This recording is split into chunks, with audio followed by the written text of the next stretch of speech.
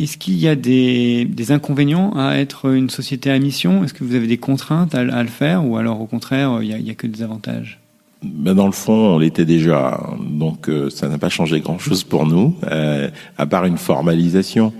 Moi, je ne vis pas ça comme une contrainte, mais la formalisation, ça nécessite d'avoir un comité de mission qui suit justement les résultats de la mission. Nous, on avait des outils pour les mesurer, donc on n'a pas de contraintes supplémentaires.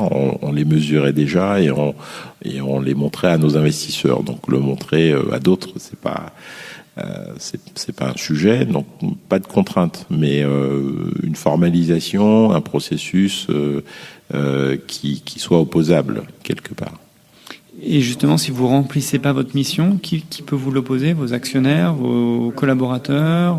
Tout à fait, parce que c'est dans aujourd'hui les statuts. Donc l'objet social de la société a changé pour intégrer cette mission de façon complète. Et donc la mission d'impact avec les ODD est placée au même niveau que le résultat financier. Est-ce que vous avez déjà eu des problèmes de biodiversité dans un de vos projets, qu'un État vous ait reproché quelque chose, ou alors que des ONG ou associations se soient un petit peu liguées contre un projet en particulier? Jusqu'ici, non. Nous, on prône quand même un dialogue sur le sujet. Je vais prendre l'exemple d'un barrage qu'on a initié au Gabon il y a bien des années. Le projet, quand on est arrivé, était d'une certaine taille.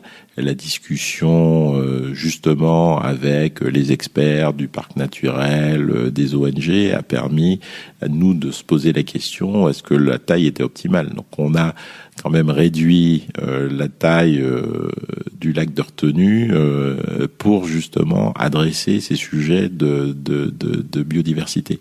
Et donc il faut rester, et c'est ça aussi la maîtrise d'ouvrage qui prend en compte ces sujets dès le début, c'est qu'il faut avoir un dialogue. Donc la concertation publique, c'est pas un sujet superficiel. Il faut l'avoir pour de vrai. Donc avec ça, on évite peut-être au moins à 99% les sujets de controverse, parce qu'on a consulté, parce qu'on s'est adapté, parce qu'on a modifié, parce que voilà.